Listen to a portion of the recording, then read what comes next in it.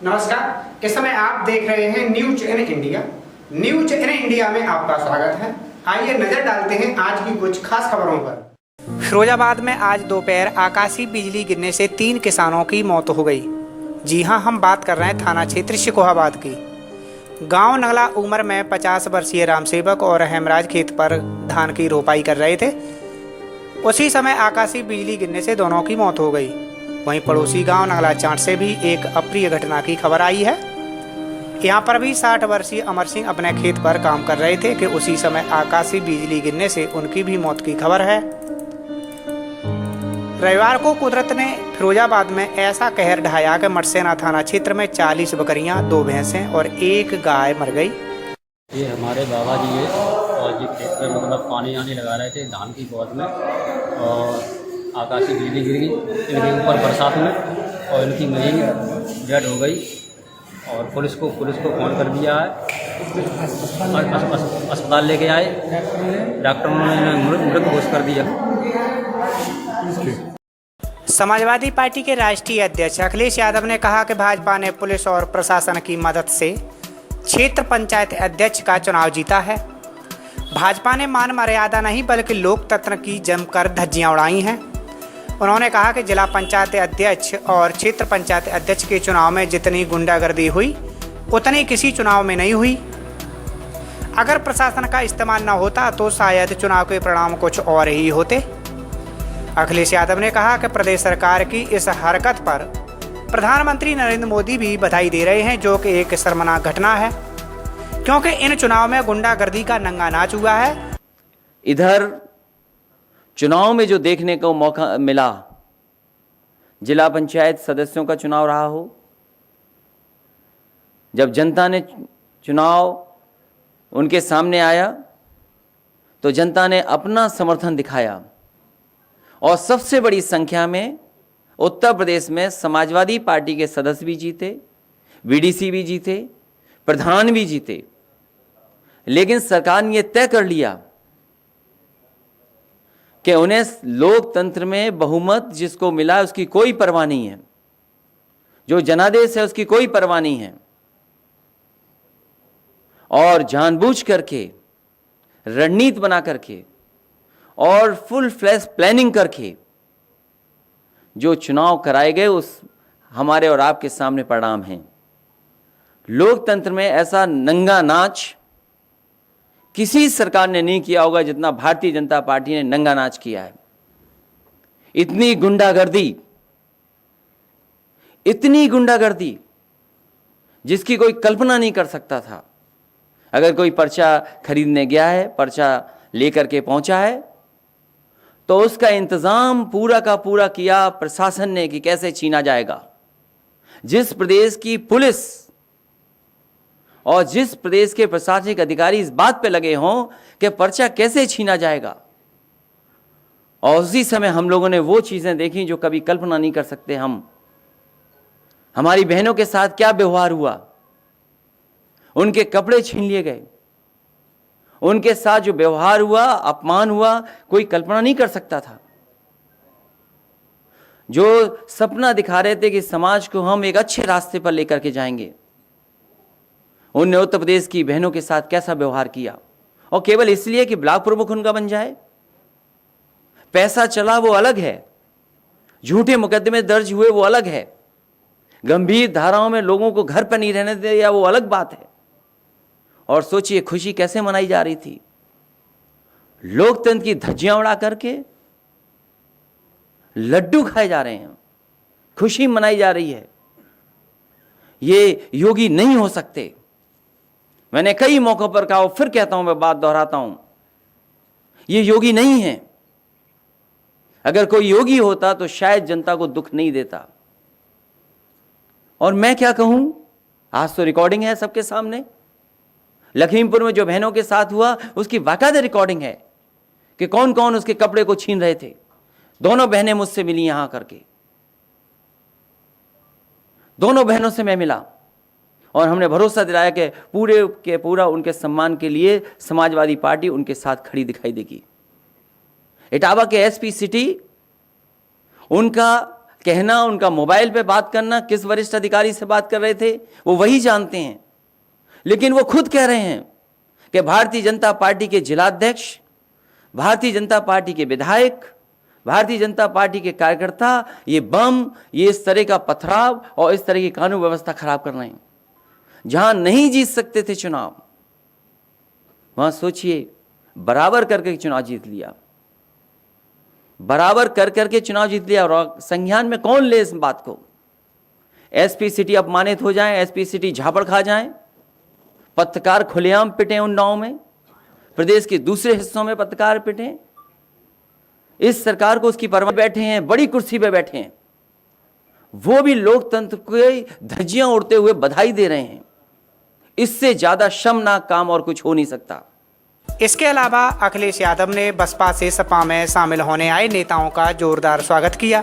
2022 उसी की शुरुआत है कि आप देखिए हमारे बगल में डॉक्टर धर्मपाल सिंह जी बैठे हैं और उनके बगल में एक बहुजन समाज पार्टी के बहुत ही सीनियर नेता हैं।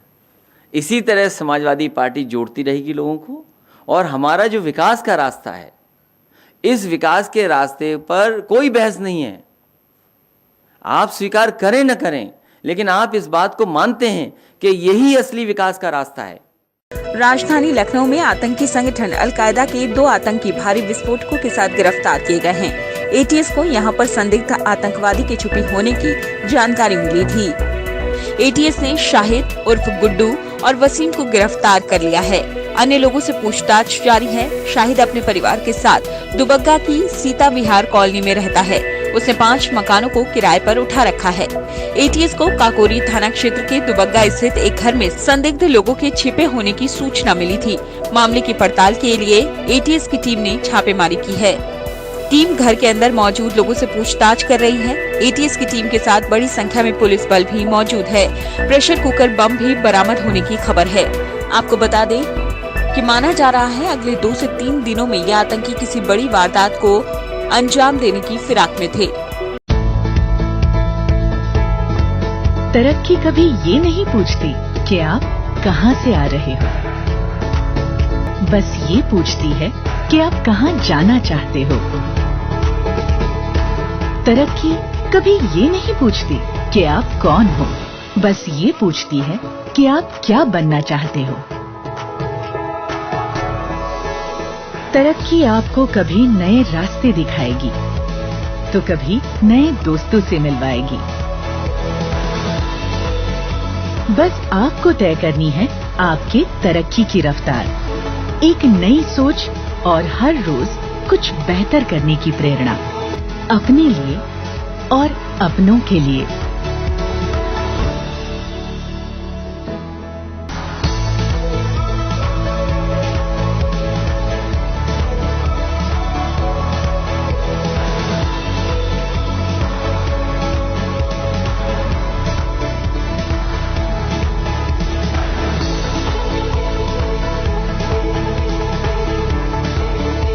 हर रोज कुछ बेहतर। खबर उत्तर प्रदेश के जनपद कानपुर नगर से है, जहां हैलट हॉस्पिटल में रेमडेसिविर इंजेक्शन घोटाले में नर्सिंग स्टाफ के 3 कर्मियों को निलंबित किया गया है। इसी के साथ ही 50 संविदा कर्मी भी बर्खास्त हुए हैं। नर्सिंग स्टाफ ने इस मामले में जीएसवीएम मेडिकल कॉलेज के प्रधानाचार्य को ज्ञापन सौंपा है। नर्सिंग स्टाफ, जिसमें रेगुलर एवं आउटसोर्सिंग सम्मिलित हैं, जिसमें 96 नर्सिंग स्टाफ पर कोरोना महामारी के दौरान मृतक मरीजों को रेमडेसिविर इंजेक्शन लगाने के संबंध में अनुशासनात्मक कार्रवाई की गई है, जिसमें 35 अस्थायी कर्मचारियों का 1 साल का इंक्रीमेंट रोका जा रहा है और 60 आउटसोर्सिंग स्टाफ की सेवा समाप्त की जा रही है। इस संबंध में नर्सिंग स्टाफ ने ये मांग की है कि कार्रवाई करने से पूर्व हम सभी स्टाफ के लोगों को अपना पक्ष रखने का मौका दिया जाए। यहाँ पर आके अधिकारी बीच में तो हटा दिया गया था भैया, देखो हम लोग हटा दिए, हम लोग को इंसाफ चाहिए। जो एक गलत बात हो रही है, जो हम लोग परमानेंट स्टाफ है, हम लोग को पीछे कर दिया गया है। अगर हमारा रोका जाता है वो, तो हम लोग 10 साल पीछे जाएंगे। तो हमने सेवा करी, हम मरे हैं मरीजों के बीच में, कोविड पॉजिटिव हुए हम लोग, तो हम लोग को ये सीधा लिया दिया जा रहा है यहाँ पर। बताइए हाँ, हम लोगों को क्या करा जा रहा है? हम लोग को सम्मानित कोई नहीं कर रहा है। मुख्यमंत्री जी से हम लोगों की रिक्वेस्ट है कि इसके लिए कार्रवाई करी, जो दोषी है उसको सजा मिले, स्टाफ नर्सिस को सजा ना मिले। डॉक्टर भी ड्यूटी कर रहे थे, किसी भी डॉक्टर का नाम क्यों नहीं है उसमें? सारे डॉक्टर भी ड्यूटी पर थे, सारे सब नर्सिंग स्टाफ, वार्ड बॉय और स्वीपर का नाम आ रहा है, कोई भी डॉक्टर ऑन ड्यूटी का नाम क्यों नहीं आ रहा है? हमें इसलिए इंसाफ चाहिए। क्योंकि हमारी छुट्टी नहीं थी, हम लोग रात दिन सेवा कर रहे थे, 3 महीने की तो सैलरी ही नहीं आई है, सैलरी होल्ड चल रही है अभी। हम लोगों को सैलरी भी नहीं आ रहा है। आप लोग से मिले, उन्होंने क्या तो उन्होंने ये कहा है कि हम आपकी समस्या का हल करेंगे, आप लोग आइए मेरे पास में। हम लोग को बुलाया और कल हम लोग 5 घंटे वहाँ खड़े रहे, जो साथियों के नाम आए थे उन लोग, मगर सर नहीं मिले। और हमारी जो मेटर है, जो हमारी अधिकारी, उसकी बेइज्जती करी गई, उसको बिठाया तक नहीं है कुर्सी पे। हम नर्सिस हैं, हमारी भी कोई इज्जत है, बस ये हम चाहते हैं। हमारी इज्जत है, हमारी मेटर को क्यों नहीं कुर्सी दी जाए, क्यों नहीं उनको बिठाया जाता है, उनको खड़ा रखा गया, क्या ये होता है? हम भी आपके बराबर पे हैं। अगर हम नर्सिस ना हो तो डॉक्टर क्या कर लेगा? डॉक्टर कुछ नहीं कर सकते अगर नर्सिस ना हो तो। हम उनके साथ में कंधा पे कंधा मिला के चलते हैं। अगर हमें इंसाफ नहीं मिला और रोज हमारी बदनामी होती रही तो हम हड़ताल करेंगे। ये मुख्यमंत्री तक भी हम जाएंगे ये बात लेकर। हमारे प्रधानमंत्री मुख्यमंत्री लेडीज के साथ है, लेडीज के साथ तो कितना बुरा हो रहा है। फिरोजाबाद जिले में सिकोहाबाद के नज़दीकी गांव दिवाईची में इस समय नरेगा का काम जोरों से चल रहा है। गांव के सभी बेरोजगार युवा इसमें बढ़ चढ़कर हिस्सा ले रहे हैं। गांव कंथरी से दिवाईची और सिकोहाबाद एटा रोड को जोड़ने वाली सड़क पर इस समय मिट्टी डालने का काम जारी है। करीब 2 किलोमीटर की लंबाई वाली इस सड़क पर लगभग 80 नरेगा मजदूर कार्य कर रहे हैं। सड़क पर मिट्टी डाल रहे युवा बेरोजगारों का भी यही कहना है कि गांव में अब नवनिर्वाचित प्रधान ने काम कराना शुरू कर दिया है, इसलिए काम के लिए गांव के युवाओं को गांव से बाहर नहीं जाना पड़ेगा। अच्छा लगता है, बाजार ऐसा है, बाजार नहीं जाना पड़ता है, इसलिए यहीं काम मिल रहा है तो यहीं कर रहे हैं। अब ये जब तक सड़कें पूरी हो, जब तक उबड़ खाबड़ पड़ी हुई हैं, ये सड़कें जब तक सहमत नहीं हो जाएंगी, एक तार नहीं हो जाएंगी, तब तक यहीं पर काम चलता रहेगा। क्या नाम है आपका? साधना देवी। कितने समय से काम कर रहे हैं? मैं बहुत दिन आया गए, 15-16 साल आया नरेगा में? हाँ, अच्छा मिलता है, बढ़िया। हमारा कबू ना रुको। सरकार की कैसी? बजी बढ़िया है, अच्छी है। कितने लोग काम कर रहे हैं? यहाँ बहुत कर रहे हैं, 50-80 हुए जहाँ, 50 हुए जहाँ। बहुत कार्ड हैं, बहुत आदमी आते हैं। अच्छा, सभी को काम मिलता है? सबको काम मिलता है। वहीं ग्राम प्रधान विष्णुदयाल ने जानकारी देते हुए बताया, मेरा नाम विष्णुदयाल है। कहाँ से प्रधान? ग्राम पंचायत दिवाईची।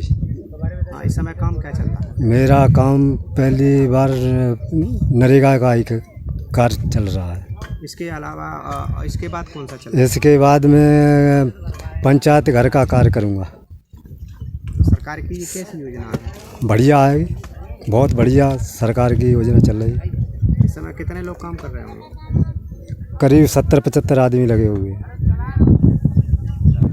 मिस इंडिया का खिताब जीतने वाली रिया रैकवार की मां ने शनिवार की शाम अपने घर में फांसी लगाकर आत्महत्या कर ली। आत्महत्या की खबर से पूरे परिवार में गम का माहौल है। रिया और उनके परिवार ने पुलिस पर मानसिक उत्पीड़न करने का आरोप लगाया है। दरअसल रिया का भाई 2 दिनों से लापता है, जिसकी सूचना लेकर रिया की मां अपने भाई के साथ थाने पहुंची, लेकिन पुलिस ने मां और उनके भाई को थाने में बिठाकर घंटों पूछताछ की। देर शाम जब रिया की मां घर पहुंची तो उन्होंने अपने कमरे में फांसी लगाकर आत्महत्या कर ली। जानकारी के अनुसार मृतक महिला बैंक चलाने का काम करती थी, जिसका कुछ लोगों से पैसों को लेकर विवाद चल रहा था। इस मामले में पूछताछ के लिए ही महिला को पुलिस स्टेशन बुलाया गया था। हालांकि पुलिस ने शव को पोस्टमार्टम के लिए भेज दिया है। मामला ये है कि जो रिया रैकवार है, इसने मुझे सुबह 9 बजे फ़ोन किया। इसने बोला कि दीदी बहुत रो रही थी। इसने बोला दीदी मेरे भाई नहीं मिल रहा है, मेरे भाई का किडनैप हो गया है। तो मैंने इनसे बोला ठीक है मम्मी से बात करो। तो इनकी मम्मी मेरे घर आई 9 बजे। तो मैंने उनसे कहा आप कोतवाली चली जाइए, कोतवाली में जा करके आप कोतवाल साहब को एप्लीकेशन दे दीजिए, उसके बाद कप्तान साहब को बता दीजिए। तो वो अपने भाई के साथ कोतवाली गई हुई थी। तो कोतवाली जाने के बाद उन लोगों ने एप्लीकेशन नहीं लिया और उन्हें दिन भर 5 बजे तक बैठाए रहे। 5 बजे तक बैठाए रहने के बाद इन लोगों ने उनके भाई को लॉकअप में डाल दिया और दीपक शुक्ला और भी कई लोग थे। तो ये लोग सेकेंड एसआई के साथ बैठे थे। कोतवाल साहब तो कहीं चले गए थे, उसके बाद दोबारा आए। इन लोगों ने शाम 5 बजे तक उनको बैठाए रखा। उसके बाद उनके साथ अभद्रता की, बदतमीजी की। अब जो भी उनके साथ जो भी बोला हो, तो वो वहाँ से आने के बाद घर पहुँची है लगभग 5:15 बजे के लगभग। उन्होंने रस्सी से रेलिंग में लटक करके अपनी खुदकुशी कर ली है। वजह क्या सामने आ रही? पुलिस की प्रताड़ित से है ये सब हुआ? पुलिस की प्रताड़ना भी थी और दूसरी चीज़ उनका लड़का भी किडनैप है, तो दोनों चीज़ से वो परेशान है कि उनके लड़के को भी नहीं ढूंढा गया और पुलिस की प्रताड़ना भी थी। पुलिस उनकी मदद भी नहीं कर रही। जो रिया रैकवार है उसने एसपी सर को भी फोन किया तो उन्होंने कहा हम मामला पता करके बताते हैं। उसके बाद उन्होंने कोई रिस्पॉन्सिबिलिटी नहीं उठाई। ये ऐसी जानकारी मिली है कि सुधा पत्नी श्री प्रसाद रैकवार मवई गांव की रहने वाली है। इनके पति और ये मिलके रामोद्रा बैंक चलाते थे, जिसके काफ़ी लोगों के पैसे के लेन देन का विवाद है। उस संदर्भ में आज इनको कोतवाली ले आया गया था बातचीत करने के लिए। यहाँ से ये गई हैं और इनके द्वारा फांसी लगा करके आत्महत्या कर ली गई। यहाँ आने पर यह भी बात संज्ञान में आई है कि इनका लड़का दीपक उम्र 23 साल कल स्कॉर्पियो से मौदहा के लिए निकला है और उसका भी पता नहीं चला है। इस संदर्भ में प्राथमिकी दर्ज करके आवश्यक कार्रवाई की जाएगी। सर किसी तरह का कोई आरोप लगाया जा रहा है कि सर इसमें आरोप लगाया जा रहा है कि मृतका जो है पिछले 2 दिन से एक एप्लीकेशन लेकर पुलिस के चक्कर काट रही थी और उनके बेटे के गुम होने की दिनों से नहीं, कल तो इनका लड़का गायब ही हुआ है जी, कल से ही सर, कल से ही हुआ। और ये आज जब इनको बुलाया गया था तब इनके द्वारा ये बताया गया कि इनका लड़का गायब है। ये बात अभी संज्ञान में आई है। मऊ जिले में बड़राव, दौरी घाट, फतेहपुर, मड़ाव, परदाहा, रतनपुरा और मोहम्मदाबाद गोहाना ब्लॉक में हुए चुनाव में मतगणना के बाद ब्लॉकों पर कमल का फूल खिला तो वहीं सपा का खाता भी नहीं खुला। मोहम्मदाबाद गोहाना ब्लॉक सीट पर भाजपा प्रत्याशी रानू सिंह ने 45 मतों से जीत हासिल की। रानू सिंह को 68 मत मिले, वहीं सपा के शिव बच्चन को 23। इसी तरह से परदाहा ब्लॉक में निर्दलीय प्रत्याशी राजेश कुमार ने जीत हासिल की। राजेश को 58 मत मिले, जबकि भाजपा प्रत्याशी अशोक कुमार को 16। रतनपुरा ब्लॉक में भाजपा प्रत्याशी सरिता राजभर ने 11 मतों से जीत हासिल की। वहीं फतेहपुर मनाव में भाजपा प्रत्याशी मीनू सिंह ने 18 मतों से जीत हासिल की। दौरी घाट ब्लॉक में भाजपा के बागी प्रत्याशी प्रदीप राय उर्फ राजू राय ने भाजपा प्रत्याशी प्रेम शंकर राय को 7 मतों से हरा दिया। वहीं मड़राव ब्लॉक में निर्दलीय प्रत्याशी पूजा मिश्रा ने 6 मतों से भाजपा प्रत्याशी वंदना राय को हराया। जीत के बाद वही प्रत्याशियों के समर्थकों ने जीत की खुशी मनाई। खबर बिहार से, जहां बाढ़ की स्थिति लगातार गंभीर बनी हुई है। राज्य के उत्तरी भाग के 10 जिले बाढ़ से प्रभावित हैं, जहां प्रशासन युद्ध स्तर पर राहत और बचाव के काम में लगा हुआ है। दरभंगा में जमींदारी बांध के 2 जगह टूट जाने से 21 पंचायतों की आबादी प्रभावित हुई है। उधर पूर्वी चंपारण के लालबेगिया घाट, अहिरवालिया, मुजफ्फरपुर के सिकंदरपुर और समस्तीपुर के रोसड़ा में बूढ़ी गंडक नदी खतरे के निशान से ऊपर बह रही है। मुजफ्फरपुर के रुन्नी, सैदपुर, बेनीबाद, दरभंगा के हाया घाट में बागमती नदी का जलस्तर खतरे के निशान से ऊपर है। दरभंगा के कमतौल और एकमी घाट में अधवारा नदी लाल निशान से ऊपर बह रही है। मधुबनी के झंझारपुर में कमला बालान नदी, खगड़िया के बलतारा में कोसी नदी, पूर्णिया के ढेंगरा घाट में महानंदा और अररिया में परमान नदी का जलस्तर खतरे के निशान से ऊपर है। समस्तीपुर जिले में बूढ़ी गंडक सहित अन्य नदियों के जलस्तर में वृद्धि से कई इलाकों में बाढ़ का पानी फैल गया है। समस्तीपुर दरभंगा रेलखंड के डाउन लाइन पर ट्रेनों का परिचालन बंद है। खगड़िया सदर प्रखंड के मथुरा गांव के लोग बागमती नदी की कटान से परेशान हैं। मौसम विभाग ने आज अररिया, औरंगाबाद, पूर्वी और पश्चिमी चंपारण के साथ साथ बाकी जगहों पर भी बाढ़ की स्थिति को देखते हुए राहत और बचाव कार्य तेज कर दिए हैं। फिरोजाबाद जिले में 6 ब्लॉक प्रमुख पद का चुनाव पुलिस प्रशासन की चाक चौबंद सुरक्षा व्यवस्था के बीच शनिवार को संपन्न हो गया। 6 में से 4 ब्लॉकों पर भारतीय जनता पार्टी ने अपना परचम लहराया, लेकिन 2 ब्लॉकों में निर्दलीय जीतने में सफल रहे। वहीं 6 ब्लॉकों में नए चेहरों ने जीत दर्ज की। जिला पंचायत अध्यक्ष के बाद ब्लॉक प्रमुख चुनाव पर भी भाजपा भारी पड़ी। भाजपा ने इस बार ज़्यादातर नए चेहरों पर भी दांव खेल रखा था और सफलता भी मिली। फिरोजाबाद के 9 ब्लॉकों में 3 ब्लॉकों में भाजपा के निर्विरोध निर्वाचन हो जाने के कारण 6 ब्लॉकों में मतदान शनिवार को हुआ, जिसमें कुल मिलाकर 8 ब्लॉकों पर भाजपा का कब्जा हो गया। आइए भारतीय जनता पार्टी के जिला अध्यक्ष मानवेंद्र प्रताप सिंह से जानते हैं कि आखिर वो जीत का श्रेय किसे देते हैं। उसका श्रेय मैंने फिर कहा भारतीय जनता पार्टी के प्रदेश नेतृत्व को, राष्ट्रीय नेतृत्व को, आदरणीय मोदी जी, आदरणीय योगी जी के नेतृत्व में जो हमारी केंद्र और प्रदेश की सरकारें चल रही हैं, जो उनके द्वारा जन कल्याणकारी योजनाएं जो जनता जनार्दन तक नीचे पहुंच रही हैं, भारतीय जनता पार्टी के संस्थापक आदरणीय पंडित दीनदयाल उपाध्याय जी का सपना था, जो अंत्योदय का सपना पूर्ण हो रहा है। इसका पूरा श्रेय मैं भारतीय जनता पार्टी के सभी देवतुल्य कार्यकर्ता, भारतीय जनता पार्टी के समस्त नेता और जनता जनार्दन को देना चाहूँगा। अच्छा, विपक्ष का कहना है कि अगर हरिओम यादव आपके पाले में ना आते तो शायद ये जीत आपके पास ना होती जिलाध्यक्ष। देखिए, ये तो राजनीति है। राजनीति में सब एक दूसरे के पक्ष में जाते हैं। मैं माननीय विधायक जी सिरसागंज हरिओम यादव जी का भी धन्यवाद देना चाहूँगा कि हम लोग जो हमारा पार्टी जिले का नेतृत्व है वो उनके पास वोट मांगने पहुँचे और उन्होंने हमारे निवेदन को स्वीकार करते हुए हमें इस चुनाव में अपने जो उनके पास जो मत थे उन मत को देने का हमारे पक्ष में काम किया। उसके लिए वो धन्यवाद के पात्र हैं, बधाई। अच्छा, सुना जा रहा है ऐसा समझौता हुआ है कि सिरसागंज से हरिओम विधायक और शिकोहाबाद सीट से छोटू यादव को बीजेपी से टिकट मिलने की संभावना है, ऐसा कुछ टाई अप हुआ है? देखिए, भारतीय जनता पार्टी में कभी कोई टाई अप नहीं। भारतीय जनता पार्टी किसी एक परिवार से नहीं चलती, किसी एक व्यक्ति विशेष से नहीं चलती। भारतीय जनता पार्टी एक कार्यकर्ताओं का पुंज है।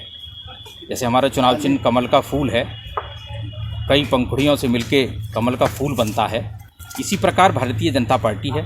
पूरा हमारा जो संगठन है उस कार्यकर्ताओं के संगठन के आधार पर जो भी भारतीय जनता पार्टी में निर्णय होते हैं वो सामूहिक तौर पर जो जिस प्रकार की कोर कमेटियां हैं, जो जहां जिस स्तर पर जिले में अलग है, प्रदेश में अलग है, तो सब सारे मिल के बैठ के निर्णय करते हैं।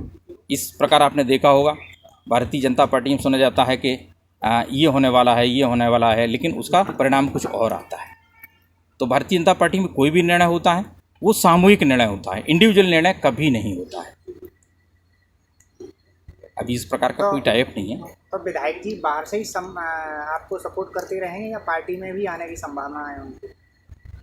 अब ये तो देखिए मेरे से बेहतर आदरणीय विधायक जी बताएंगे आपको। फिरोजाबाद जिले के शिकोहाबाद में करीब 4 सालों से गरीबों की सेवा कर रही रोटी बैंक के ट्रस्टी राजीव गुप्ता की मां श्रीमती अखिलेश गुप्ता की प्रथम पुण्यतिथि पर रोटी बैंक में गरीबों को खाना खिलाया गया। वैसे तो रोटी बैंक में रोज़ाना चावल, रोटी, सब्जी मिलती है, लेकिन आज श्रीमती अखिलेश गुप्ता की प्रथम पुण्यतिथि पर सभी गरीबों को खीर, पूड़ी, रायता, चावल का सेवन कराया गया। यहाँ करीब रोज़ाना 300 लोगों से ज़्यादा लोग खाना खाने आते हैं। शिकोहाबाद के एटा रोड स्थित शिव ओम महादेव मंदिर में खाना खिलाने के बाद शाम 6 बजे से रात 9-10 बजे तक होटल ग्रीन पार्क में भजन संध्या का कार्यक्रम रखा गया, जिसमें शहर के काफ़ी लोगों ने हिस्सा लिया।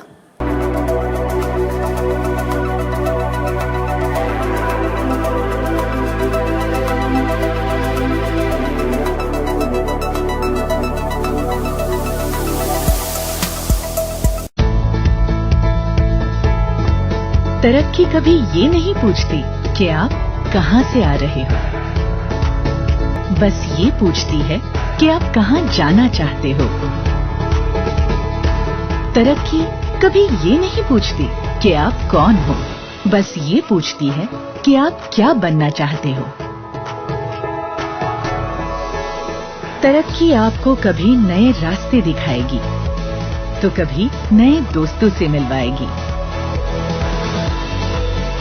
बस आपको तय करनी है आपकी तरक्की की रफ्तार, एक नई सोच और हर रोज कुछ बेहतर करने की प्रेरणा, अपने लिए और अपनों के लिए।